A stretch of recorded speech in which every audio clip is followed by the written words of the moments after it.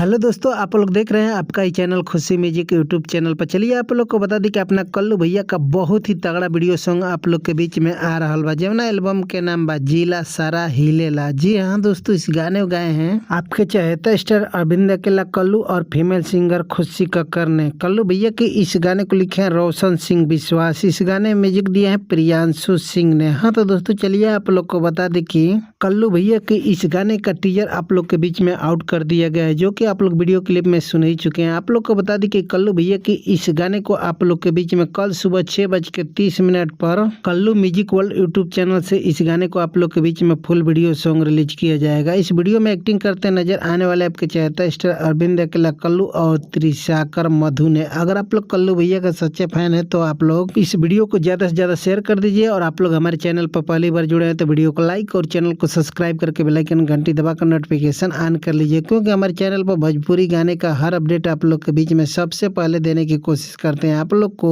भोजपुरी का अपडेट कैसा लगा आप लोग कमेंट कर जरूर बताइएगा, और आप लोग से अनुरोध है कि कल सुबह कल्लू म्यूजिक वर्ल्ड यूट्यूब चैनल पर जाकर आप लोग कल्लू भैया का गाना सुनब जा और प्यार दुलार आशीर्वाद दे जा। नमस्कार प्रणाम दोस्तों, फिर मिलते हैं नए अपडेट के साथ, तब तक के लिए बाय बाय।